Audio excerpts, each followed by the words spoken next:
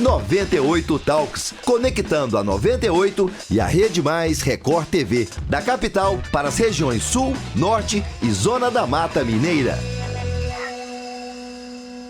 Mas nós temos a presidente da Câmara dos Vereadores, a vereadora Nelly Aquino, eu já a vejo aqui, ela olhando seriamente para nós todos, Lucas. Agora ela deu um sorriso, como sempre dá aquele sorriso para a gente. Nelly, boa noite, prazer falar com você. Ei, Paulo, ei, Lucas, ei, Rodrigo, prazer é todo meu estar aqui com vocês. Muito obrigada pelo convite. Nós é que agradecemos. Rodrigo agora também apareceu. Boa noite, Rodrigo. Boa noite, Paulo, Lucas, Nelly, muito bem-vinda à 98. Gabriel também, já nosso companheiro semanal aqui do Daio. Muito bom. Começamos bem hoje o programa, né? Muito bem acompanhados, né, Paulo? Já que você deu spoiler, Gabriel Azevedo, vereador pelo Patriota, está aí conosco. Boa noite, Gabriel, prazer falar com você. Boa noite, Paulo Leite, boa noite, Lucas, Rodrigo e a minha querida amiga, presidente Nelly Aquino. Bom, nós estamos falando com a presidente da Câmara dos Vereadores e um vereador, a presidente que é do Podemos, o vereador que é do Patriota, que está aqui conosco porque, de maneira inédita, a Câmara Municipal de Belo Horizonte abre contra o Poder Executivo. Eu não gosto muito de falar contra o prefeito Alexandre Calil, porque a função da CPI é a análise do papel do Executivo. Então, abre contra o Poder Executivo 2 comissões parlamentares de inquérito. A primeira delas para tratar dos gastos com relação à Covid e a outra para tratar da famosa caixa preta da BH Trans. Antes de começar a rodar com todo mundo, eu queria fazer a primeira pergunta para a presidente da Câmara dos Vereadores de Belo Horizonte. Nelly, nunca na história da Câmara dos Vereadores de Belo Horizonte o Poder Executivo foi tão avaliado ou fiscalizado de maneira tão determinante. O que contribuiu para que isso acontecesse agora? Eu acho que nós vivemos novos tempos na Câmara Municipal e essa consciência de poder independente, de responsabilidade de fiscalização, ele é muito grande, muito claro na cabeça dos vereadores e se faz necessário. Gabriel, você como vereador de segundo mandato, você chega no primeiro mandato, vê uma relação da prefeitura com do executivo municipal. É sempre bom falar em executivo municipal para não confundir e não dizer que não ficar parecendo que é um papel de contraponto à figura de alguém. É a ação do executivo. Você viu primeiro mandato seu como vereador, um poder executivo que conseguiu dominar as ações da Câmara Municipal. O que mudou para que acontecesse essa, entre aspas, perda de controle do Poder Executivo sobre os vereadores? Paulo, eu realmente compreendo que é papel natural do Poder Legislativo fiscalizar o Poder Executivo. Veja, o próprio Supremo Tribunal Federal fez com que o Senado da República abrisse uma CPI. O presidente Nelly Aquino não tinha como, feitas as 14 assinaturas mínimas, segurar ela própria um processo de investigação sobre os gastos da pandemia da Prefeitura de Belo Horizonte. No último mandato, na última legislatura, havia mais vereadores que eram da base da Prefeitura. Nesse, visivelmente, o número de vereadores da base diminuiu, permitindo esse tipo de ação. Eu acredito que o prefeito não está preocupado com as 2 CPIs, porque eu sou alguém que lê o Diário Oficial todos os dias. Acompanho com lupa os gastos da pandemia. E, portanto, penso que a Prefeitura é a principal interessada, isso no caso dos gastos da pandemia, a esclarecer cada um dos centavos que gastou, seja com cesta básica, seja com insumos, seja com o que for, durante esse período de Covid-19. Até porque já enviou para a CPI que existe no Congresso Nacional, no Senado, todos os dados que eles foram solicitados. Então, acho que os 7 membros lá já vão encontrar, inclusive, um material investigado. Essa CPI trata de um período curto, ou seja, do início da pandemia do ano passado até agora. Acho que vai servir, inclusive, para a Prefeitura mostrar que é uma das melhores prefeituras no Brasil no uso dos recursos públicos. Agora, no caso da CPI para a qual eu fui indicado, a CPI da Caixa Preta da BH Trans, o nosso trabalho vai ser maior, porque eu pretendo esmiuçar com lupa desde 1993 com a criação da BH Trans. Nós precisamos revelar quem é que anda fazendo a vida do cidadão de Belo Horizonte um inferno. Quem é que anda transformando o transporte público numa verdadeira caixa que sacoleja com cidadãos que deveriam ter respeito pelo dinheiro que pagam. E eu quero entender contrato, gasto, combustível, quero entender tudo, desde a década passada, para a gente finalmente abrir a Caixa Preta da BH Trans. Você se lembra que eu tento abrir isso desde 1º de janeiro de 2017.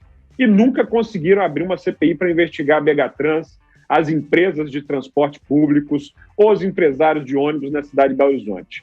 E, finalmente, nós vamos fazer isso. Eu quero presidir esse colegiado de 7 vereadores para investigar tudo, doa a quem doer. Ô Gabriel, boa noite, obrigado por estar aqui com a gente. Só juntando um pouco da pergunta do Paulo feita para a Nelly, com a feita para você também, sobre a base da prefeitura hoje na Câmara, você relatou aí que desde 2018 estava tentando, né, colher assinaturas para fazer o pedido de abertura 2017, para fazer o pedido de abertura da CPI da BH Trans, né, da Caixa Preta da BH Trans. O que mudou ali no clima da Câmara para agora ter conseguido as assinaturas? E também relembrando aquela auditoria que foi feita pela Prefeitura no mandato passado, na BH Trans, essa auditoria também vai ser abordada na CPI? O resultado dela você achou insignificante? Pode ser algo que nem vai constar na comissão, por exemplo? Não, vai constar da seguinte forma, Lucas. Vamos dizer que você presta um serviço para mim. E aí vamos dizer que você precisa consumir um produto para prestar esse serviço. Tá? Você precisa comprar combustível. Na hora que eu peço uma auditoria para você, você contrata uma empresa e você diz para a empresa quanto custou o combustível. E ela fala, ok, estou satisfeito com esse dado. Não, isso não é auditoria, isso não é abrir caixa preta. Dentre várias outras coisas. Sabe, eu já falei com os empresários de ônibus dessa cidade, pessoalmente, que eles não lidam com ônibus, eles lidam com mobilidade. Precisam entender que o transporte público está perdendo passageiro, porque essa porcaria que eles oferecem não tem um aplicativo básico, onde você vê onde é que está o ônibus, quantas pessoas estão dentro, com dispositivo para poder pagar a passagem, onde você entra no ônibus, onde você desce, e reclamar em tempo real se há um descumprimento do contrato. Por isso é uma zona, não tem tecnologia, não tem a menor inovação. Aí você não sabe quantos passageiros, quanto combustível, quanto é que a coisa... Isso dá margem, e você imagina como é feito isso, Lucas, desde 1993. Eu vou muito longe nisso, vou pegar essa auditoria e tal. Para responder a tua pergunta, houve, claro, uma correlação de forças que mudou na Câmara Municipal. Então, o Partido Progressistas, o PTC, o PROS, 6 vereadores que faziam parte da base do prefeito, deixaram de fazer. Você tem outros 3 vereadores, uma do Avante, um do PTB e outro do PRTB, que também não são da base do prefeito. Já vão aí 9. E aí você soma eles mais 3 do Partido Novo. Vamos a 12. Um vereador do MDB que abandona a base. Vamos a 13. Uma vereadora do Cidadania que também faz isso. Vamos a 14. Quando há 14, você tem um número mágico de CPI. Não tem jeito. Então a CPI dos gastos da pandemia foi aberta. E também houve número de assinaturas suficiente para completar a CPI da BH Trans. Então, essa é a grande mudança, né? Você tem hoje, na base da prefeitura, um número muito diferente da última. E aí as coisas começam a acontecer. Boa noite, Gabriel. Boa noite, Nelly. Mais uma vez, um prazer tê-los aqui conosco.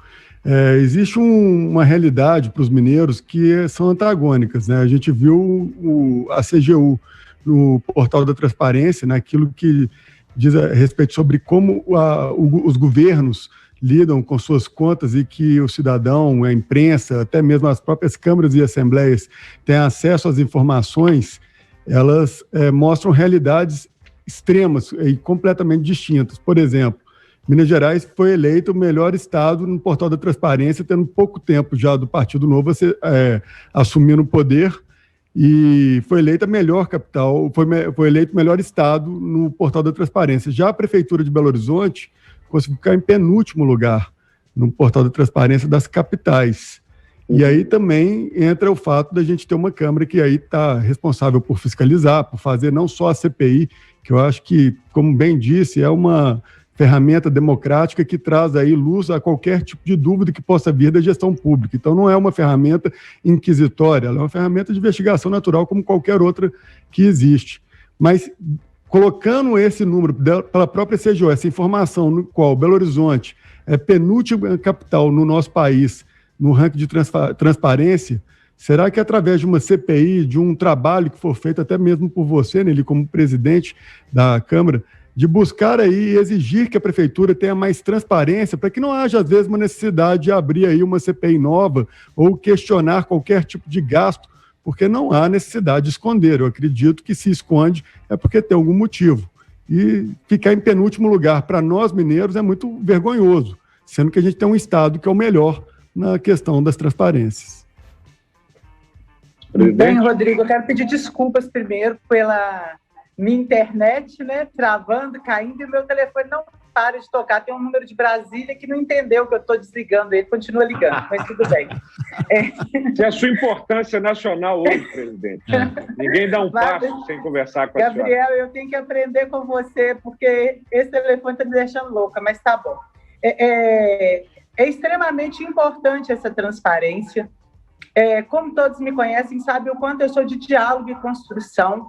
Eu acho que a Câmara Municipal está aí para somar com o Executivo para que a cidade se sobressaia, principalmente num momento como esse, de pandemia. Quando os vereadores entendem a necessidade da CPI, talvez por encontrar dificuldade em receber respostas, ou as respostas não vêm da forma que eles esperavam.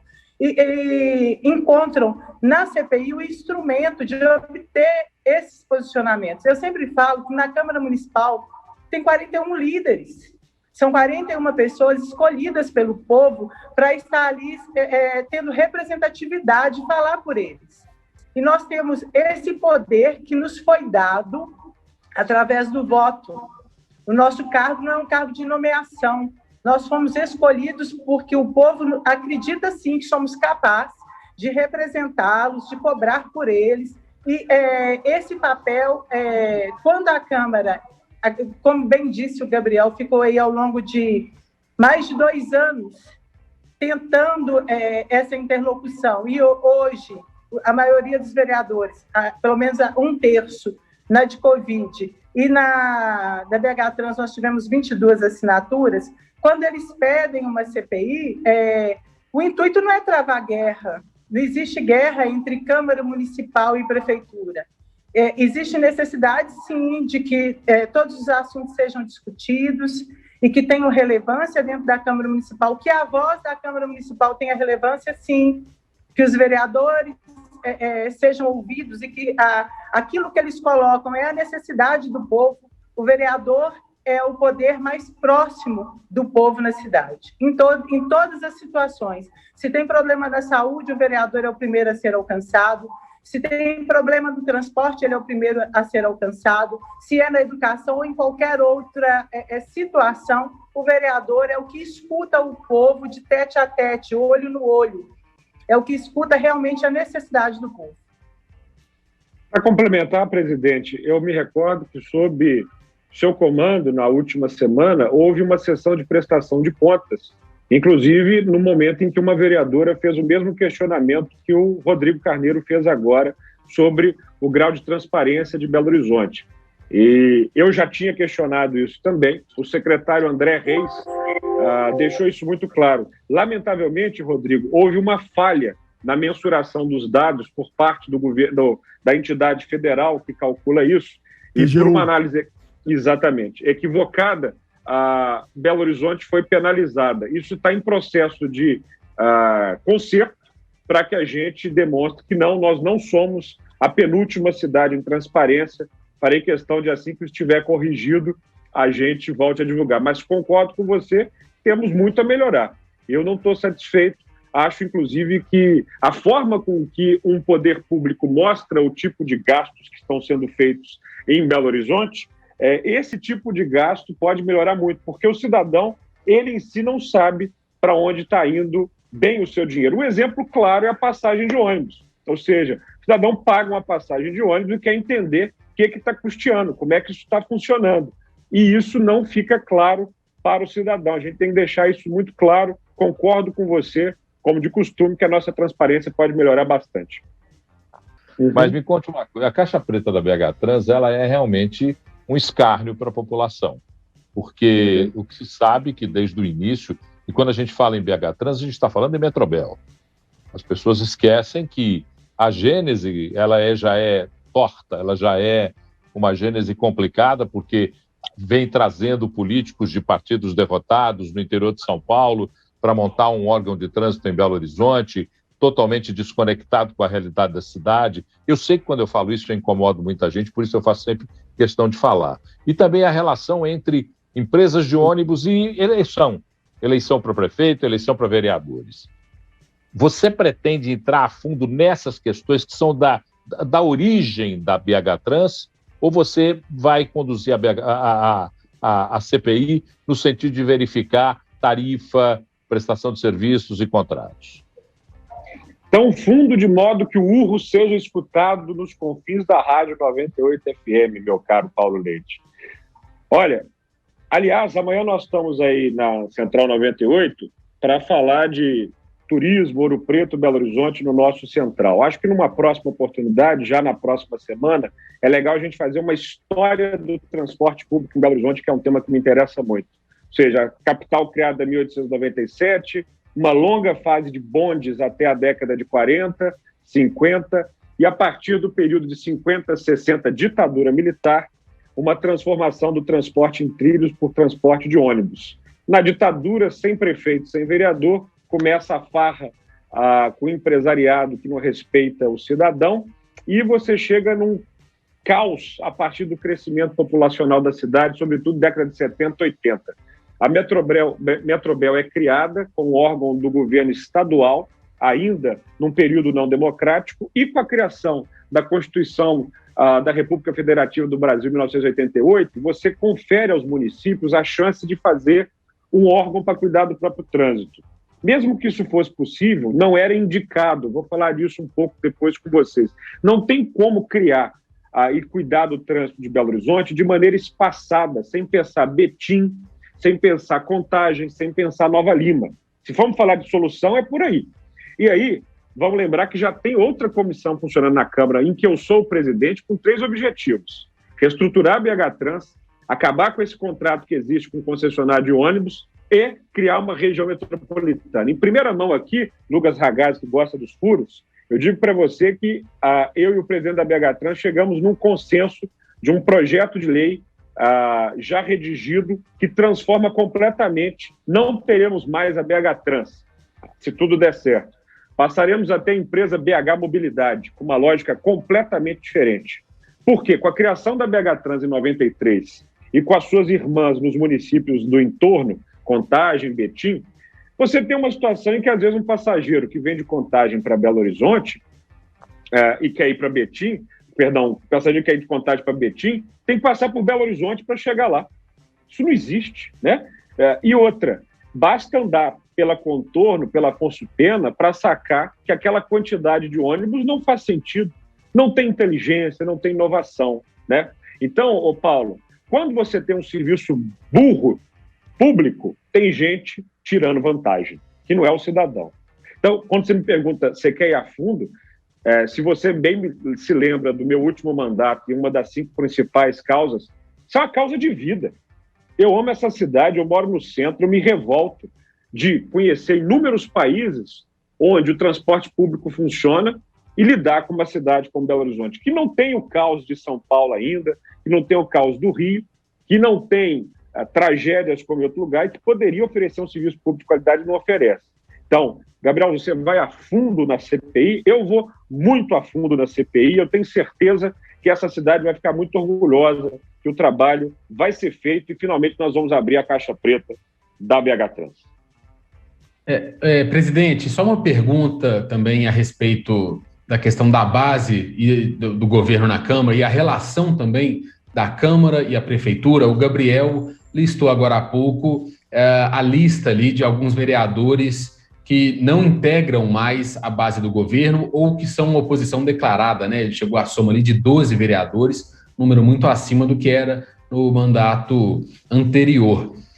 Aí eu queria fazer duas perguntas. Uma, como é que está a relação hoje? Como é que você avalia a relação da Prefeitura com a Câmara, num geral, principalmente com esses vereadores ali mais independentes e, de certa forma, oposição também? E aí eu vou jogar uma casquinha de banana para você, Nelly, uma pergunta mais complicada. Muita gente fala que a Prefeitura ali tem setores que já estão pensando muito em 2022, na eleição para o governo do Estado. Aí é a pergunta capciosa para você. Você também tem essa análise? Acha que a Prefeitura está pensando muito na eleição do ano que vem e pouco na Câmara de Belo Horizonte? Eu acredito que não só a Prefeitura em si, né? A política gira em torno das eleições, assim, de datas. Não significa que existe abandono do trabalho que é desenvolvido. A pessoa que trabalha com a política, que é parlamentar ou que ocupa algum cargo de gestão, ele está sempre visando o futuro, independente se vai ser candidato ou não, ou se vai compor alguma chapa ou não. Isso é inevitável, porque é uma construção. Você não constrói uma eleição em 6 meses. É uma construção a médio e longo prazo, aquela construção partidária, de composição de aliados. Isso é normal de ser feito. Com relação aos vereadores da Câmara Municipal, eu tento buscar um diálogo e uma aproximação, não só com a presidência, mas com a Prefeitura, porque isso é importante para a cidade de Belo Horizonte. Quanto mais alinhados e afinados, mesmo tendo divergências, porque isso é normal e tem que ter, em suas defesas, em suas escolhas, em seus posicionamentos, tem que existir um alinhamento e principalmente um diálogo, uma conversa franca em que os dois lados possam colocar os seus posicionamentos. É evidente que, Lucas, administrar uma cidade como Belo Horizonte não é fácil e a gente tem conhecimento que não é fácil para nenhum prefeito. Assumir a gestão da cidade num momento como esse é mais difícil ainda. No momento de pandemia, que é uma coisa, é um momento em que o mundo sofre e que tem dificuldade de encontrar solução. E isso não é só Belo Horizonte, isso é um mundo. Nós vivemos em um momento em que todo mundo quer encontrar um culpado e responsabilizá-lo. Por isso a necessidade de muito diálogo, para que se construa junto, para que a Câmara Municipal de Belo Horizonte e seus 41 vereadores possam construir, junto com a 1212, as soluções dos problemas de Belo Horizonte. Quando nós temos um requerimento que questiona os gastos com Covid com 3 páginas de justificativa, é porque os vereadores têm muita dúvida. Porque se não tivesse, não teríamos 3 páginas de justificativas. E essas dúvidas devem ser sanadas, porque as dúvidas dos vereadores, Lucas, pode ter certeza, é a dúvida do povo de Belo Horizonte. Porque todo questionamento que eu faço vem de alguém, vem de algum setor. Pois é. Então, as dúvidas da Câmara são as dúvidas do povo de Belo Horizonte. Pois é, Nelly, a gente vê aí 2 CPIs tratando de temas tão delicados. A gente fala da CPI da BH Trans, dessa caixa preta jamais aberta, e a questão agora sobre a forma como a própria Prefeitura atuou durante a pandemia. Só fico com medo, Gabriel, só fazendo uma observação, você falou e comentou com relação à mudança do nome da BH Trans, que não seja como as mudanças de nome de partidos, que eles fazem uma campanha de marketing, mas na realidade mantém a essência. O PMDB ter virado MDB, na realidade só tirou um P. A essência do partido continua exatamente a mesma e o modus operandi também.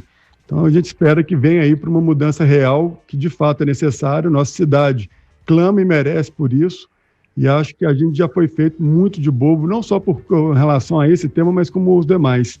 E eu vejo, por exemplo, um repasse que foi feito durante a pandemia, e essas pautas acabam se correlacionando, não sei de que forma que vocês interpretam isso, no qual a Prefeitura antecipou para as empresas de ônibus 68 milhões de reais, privilegiando um setor apenas, ao invés de privilegiar outros, que assim como, que não como o setor do transporte, que teve pelo menos uma oportunidade de ter algum tipo de faturamento, mas que ficou fechado, batendo recordes de fechamentos, como é o setor, por exemplo, dos alimentos, de bares e restaurantes, que representam a nossa cultura, representam a nossa essência de mineiro.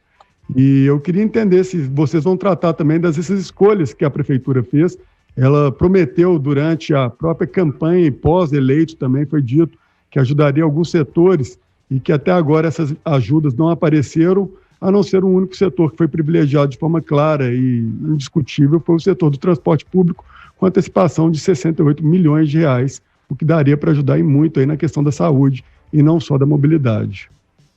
Rodrigo, em primeiro lugar, não sou vereador de ficar lidando com aparência. Quando eu lhe digo que há um projeto de lei em construção para mudar a forma com que a mobilidade na cidade é tratada, para colocar essa empresa no chão e criar outra, não é fachada. É um trabalho muito sério, que conta com especialistas, e eu lhe prometo que eu vou voltar aqui, nesse mesmo espaço, para te provar isso. Não, do seu trabalho a gente não tem dúvida, a gente tem medo de como ele será executado por parte do Poder Executivo. Tenho certeza que o projeto...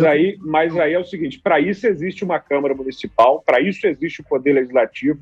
Por vezes, e vocês notem com as perguntas, que o Brasil está muito acostumado a ver o Executivo ser apenas protagonista de tudo, mas eu, como parlamentarista, gosto de lembrar que vereador serve para isso, para dar diretriz, para fiscalizar, para ver se as coisas estão andando como elas têm que andar. Então, eu não só quero ser corresponsável da criação de uma nova empresa, mas também de uma nova era na mobilidade de Belo Horizonte. E eu estou pensando grande, eu estou pensando em ônibus elétrico, eu estou pensando em VLT, estou pensando em sistema integrado, tudo que o município pode fazer dentro do pé no chão. Adoraria ter metrô. Depende de Belo Horizonte? Não depende. Então, não vou ser aqui um cara irresponsável a prometer o que não está na minha alçada.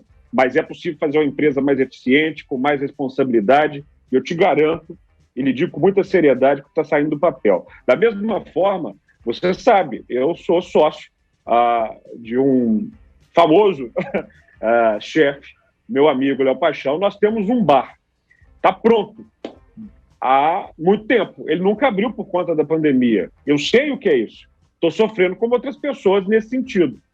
Você falou do valor que foi dado às empresas e eu já questionei esse valor. Eu sou presidente da Comissão de Legislação e Justiça e já estou de responsável por um projeto de lei do Executivo que concede uma série de benefícios para comerciantes e para empreendedores na cidade para ajudar essas pessoas a se reerguerem num processo pós-pandemia, que é traumático para todo mundo. Eu, como você, não só respeito, valorizo, como quero muito bem o setor, um dos setores mais importantes, que é a própria alma dessa cidade.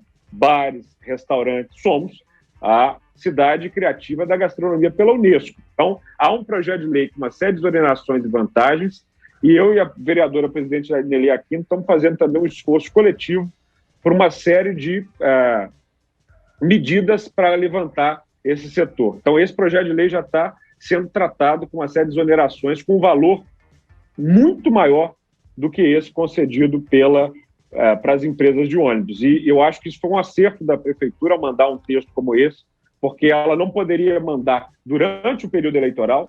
Pior do que a pandemia foi a pandemia acontecer no período eleitoral, porque isso travou o governo, você sabe muito bem, numa série de medidas. Mas eu acho que agora, o ano começou, temos projetos tramitando para melhorar a vida de vários empreendedores da cidade.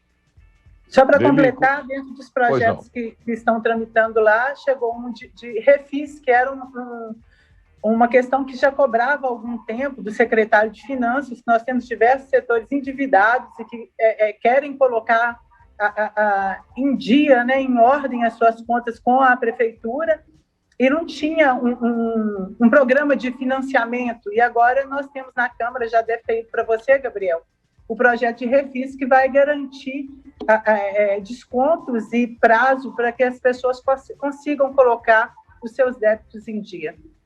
Aprovado hoje na reunião ordinária da Comissão de Legislação e Justiça, minha cara presidente. Aqui nada para, tudo anda. Eli, para a gente entender um pouco como funciona uma CPI. O cidadão belo-horizontino, aquele que está lá, que se sente prejudicado pela forma como a Prefeitura investiu na Covid, pelas ações que a Prefeitura tomou, pela forma que o transporte coletivo lhe é prestado, que não é de maneira nenhuma adequado. Esse cidadão quer saber como é que funciona isso, de que jeito, qual é o rito, o que acontece daqui para frente, como é que vai andar essa CPI, quanto tempo dura uma CPI na Câmara de Vereadores. Bem, Paulo, eu gostaria, antes de falar daqui para frente, como que nós chegamos a esses nomes. Existe um questionamento muito grande, né? Como que se chega aos nomes que compõem a CPI? A partir do momento que a CPI é aceita, os líderes de blocos e bancadas têm um prazo de 5 dias para indicar o seu representante dentro da CPI. E os primeiros signatários, aquele primeiro que assina a CPI, já tem vaga garantida dentro dessa CPI. No nosso caso aqui, o vereador Vanderlei Porto, na CPI da BH Trans, e o vereador Nicolas, na CPI da Covid, de gastos com Covid. Eles são signatários nas assinaturas do requerimento. Eles foram os primeiros a assinar o requerimento. A partir daí, nós recebemos todas as indicações. Ontem, às 15 horas, foi o prazo limite. Fazemos um levantamento por blocos e bancadas para que todos sejam atendidos e contemplados de uma maneira justa, pegando esquerda, pegando direita, pegando centro, de uma forma que a gente consiga atendê-los de forma justa, para criar o que são 7 vereadores titulares e 7 suplentes em cada comissão. A partir daqui, o vereador mais idoso vai chamar a primeira reunião. Nessa primeira reunião, é decidido pelos 7 membros, quem vai ser o relator e quem vai ser o presidente, dia e horário e frequência das reuniões, que geralmente é uma reunião semanal. Mas quem determina são os membros dessa comissão. E a partir daí, eu estou até com uma parte aqui do regimento, do artigo 58 fala: a Comissão Parlamentar de Inquérito poderá, no exercício de suas atribuições, determinar diligências, convocar secretário municipal, tomar depoimento de autoridade, ouvir indiciados, inquirir testemunhas, requisitar informações, documentos e serviços, inclusive policiais, e transportar-se aos lugares onde se fizer necessário a sua presença. Então, a CPI ela não é obrigatoriamente só dentro da Câmara. Se ela achar que tem que fazer uma visita a algum lugar, que ela tem que realmente ir até aquele lugar para ter informações e elucidar qualquer tipo de dúvida, ela tem esse direito. Ficou alguma coisa sem eu responder dentro do que você me perguntou? Então, o prazo de duração dela que é um pouco mais... Olha, o prazo são 90 dias para entregar o relatório, podendo se estender até 120 dias, caso não entre em acordo a comissão, e acredito... Vou te dar um exemplo. O relator entrega um relatório em que o restante dos membros não concordem. Eles vão pedir, podem votar e ter uma extensão de prazo para 120 dias. Mas o prazo máximo são 120 dias da CPI, de 90 a 120 dias. Gabriel, a gente tem falado aqui sobre esse papel da base da Prefeitura na Câmara, e a Prefeitura tem colecionado algumas derrotas, né? A própria instalação das 2 CPIs dá para interpretar como uma derrota da Prefeitura, e eu queria uma avaliação sua sobre o líder de governo na Câmara, né? O vereador Léo Burguês, do PSL. Como é que tem sido a atuação dele na avaliação de vocês? Tem havido falhas, talvez, nessa coordenação, nessa condução da liderança de governo? O porquê dessas derrotas seguidas, né? E até do abandono da base por parte de alguns parlamentares? Tem alguma razão específica? O que está acontecendo? Lucas, eu acredito que o diálogo sempre pode ser melhor.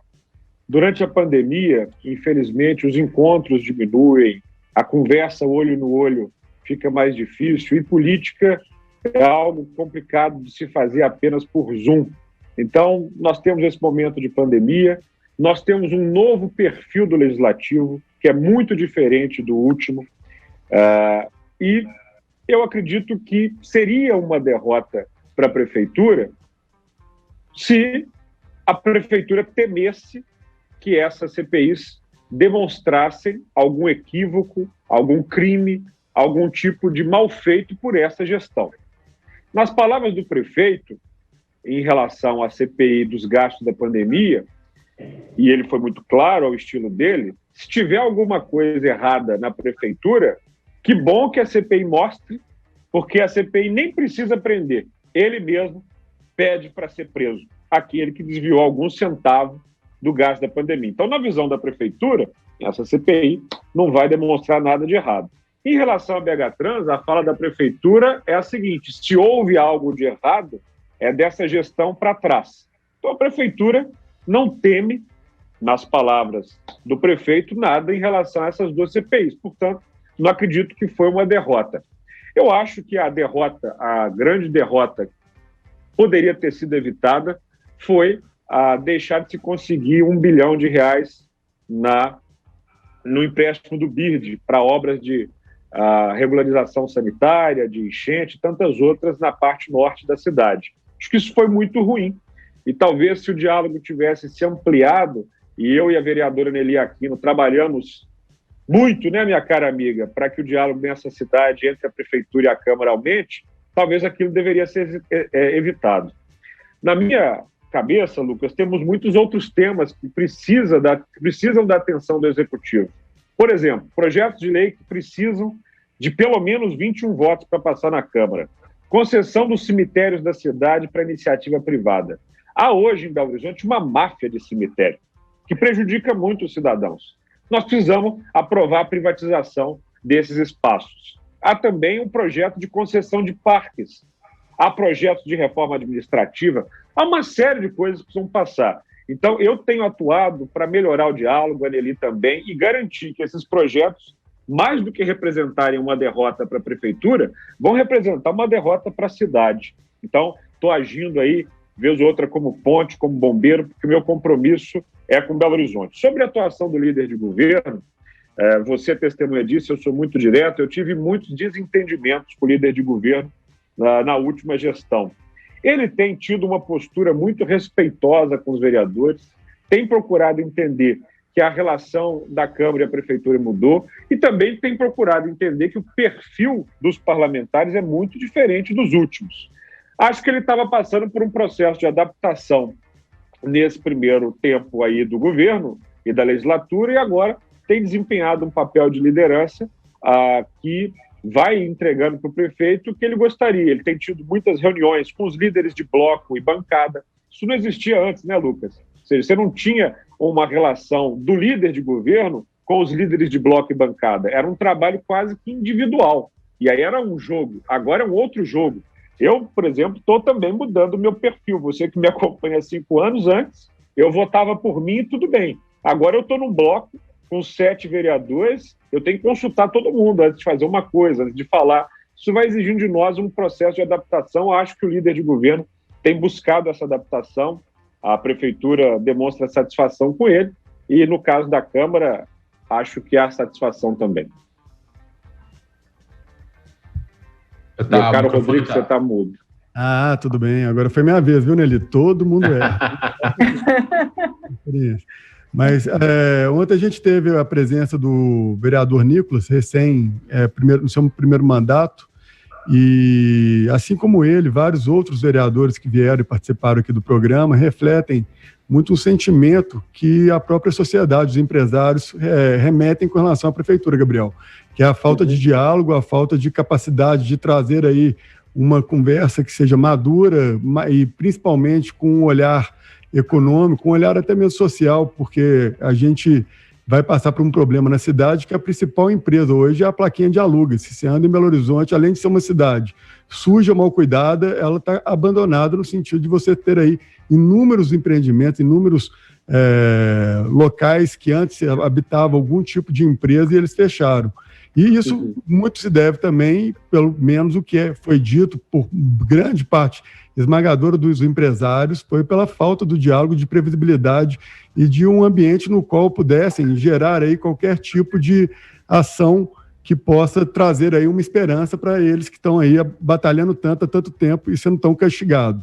Assim reflete também a questão das escolas. A gente está aí batendo vários recordes em Belo Horizonte, não só a cidade que mais tempo ficou fechada na questão do comércio, mas também das suas escolas que não voltam nunca. Então, a minha expectativa é que, por mais que não tenha um valor final na questão da CPI, a gente pode chegar em conclusões se são políticas, se não são políticas, mas se ela conseguir fazer, pelo menos a prefeitura, aprender a dialogar e sair um pouco do pedestal, do ponto que eles acham que podem tomar todas as decisões sem, ao mínimo, abrir um diálogo, para mim vai ser fantástico. Se ela aprender a dialogar realmente, porque ela perdeu a última votação, e que foi, né, uma surpresa para todos nós, porque todos os vereadores que votaram contra era falta de transparência, falta de diálogo, não teve acesso ao projeto da forma como gostariam. Então, essas são Rodrigo, olha, um exemplo claro para responder sua pergunta é o seguinte: você nota pelo quadro aqui atrás, pelo cenário, que eu não estou na minha biblioteca.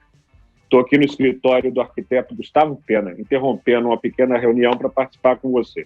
Por que razão? Ontem eu estive na prefeitura e conversei com o vice-prefeito Fuad Noman, que, ao que tudo indica, vai ser prefeito daqui a um tempo, vai assumir o cargo. E eu disse para ele exatamente o que você está me dizendo. Meu caro, o diálogo com o empresariado tem que melhorar. O setor produtivo da cidade não encontra portas abertas na prefeitura como gostaria. Acho que isso pode melhorar. Falei isso com o prefeito também. Eu acho que eu estou adotando um perfil muito mais de usar as mídias sociais para criticar, Rodrigo, para tentar construir. Estou aqui com um arquiteto fundamental para a cidade, com o setor produtivo e com outras pessoas para tentar fazer um diálogo que não estava acontecendo. Por quê? Porque, por exemplo, uma obra parada no Parque Municipal e, depois da pandemia, espaços abertos e retomada vão ser muito importantes e essa obra tem que andar. Há algumas pessoas que preferem apenas criticar e eu já fui muito assim. Tenho agido com outra postura porque meu amor por Belo Horizonte é muito grande. Então, isso que você está me falando aqui, eu próprio disse ao prefeito e ao vice-prefeito: o diálogo com o empresariado, o diálogo com o setor produtivo, isso tudo tem que melhorar. Mas, meu caro Rodrigo, eu não quero perder um só tempo em briga. Eu não quero perder um só tempo em ficar na crítica pela crítica. Eu quero encontrar os problemas e as soluções. Vale lembrar, é muito importante lembrar, que essa demora das escolas se abrirem, do comércio voltar, tem, como a CPI do Senado tem mostrado, um grande responsável, um presidente da República completamente irresponsável, babaca, que atrasou a compra de vacinas deliberadamente e, infelizmente, tem prejudicado governadores, prefeitos, municípios, unidades federativas do Brasil.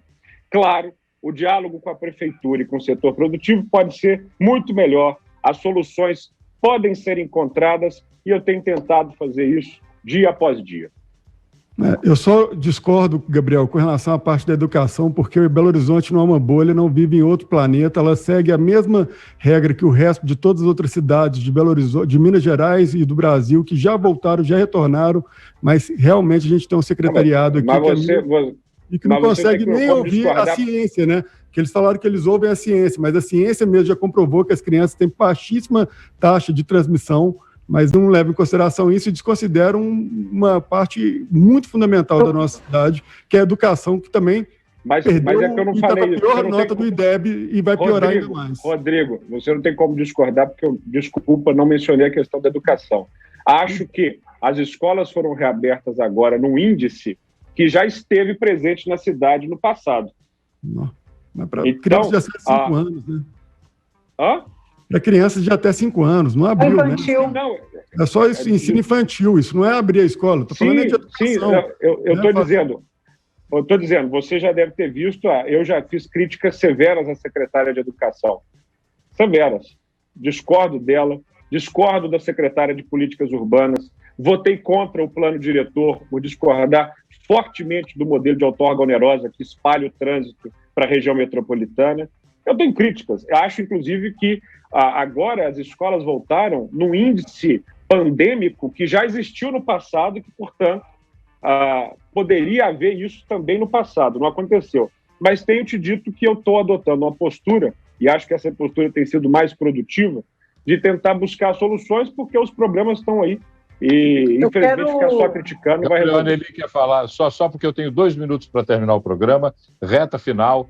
Nelly Aquino, por favor. Eu só quero fazer uma colocação. Primeiro, que o Gabriel falou que está na casa do arquiteto. Eu fiquei com inveja, estou na minha cozinha que não está terminada e tem um buraco no gesso aqui em cima que toda hora aparece. Eu tenho certeza que o Rony está fazendo alguma comida gostosa aí, tipo Você pode ter certeza disso. E ele apareceu aqui atrás. Agora a gente que ficou com inveja, né, Gabriel? Eu acho o máximo. Ele apareceu bem atrás de mim agora com o pijama do super-homem. Com relação à educação, só queria colocar o seguinte: acompanho de perto a situação da educação, discutindo, inclusive, com os sindicatos das escolas particulares, desde o início do fechamento, que foi um setor que está extremamente fragilizado, mas quando nós voltamos para as nossas crianças, Rodrigo, eu tenho um filho de 8 anos, e as crianças estão entediadas, não conseguem, não dão conta mais, quem tem condições de acompanhar a aula virtual já não aguenta mais, já não suporta. Tortura infantil e para a família toda, né, Nelly? É uma tortura, é a minha sobrinha que acompanha, coitada, ela tem que ser a mãe da paciência, mas assim, a grande maioria das mães não tem essa possibilidade que eu tenho de ter uma pessoa para poder acompanhar, e nós vivemos uma grande hipocrisia, porque nas vilas e favelas, que as mães não têm a escola para poder mandar os filhos, esses filhos ficam na rua, esses filhos ficam sob cuidados de pessoas que nem sempre são parentes, e o número de crianças que são abusadas aumentou, e esses números são claros junto ao Conselho Tutelar, e assim, ninguém enxerga isso, as crianças estão simplesmente abandonadas. A escola era um lugar de cuidado, de refúgio e de monitoramento como essas crianças estavam sendo cuidadas, e hoje já não existe mais. Nelly Aquino, muito obrigado por ter atendido o nosso convite. Gabriel Azevedo, muito obrigado por ter atendido o nosso convite. Lucas Ragazzi, Rodrigo Carneiro, uma boa noite. 98 Talks, conectando a 98 e a Rede Mais Record TV, da capital para as regiões Sul, Norte e Zona da Mata Mineira.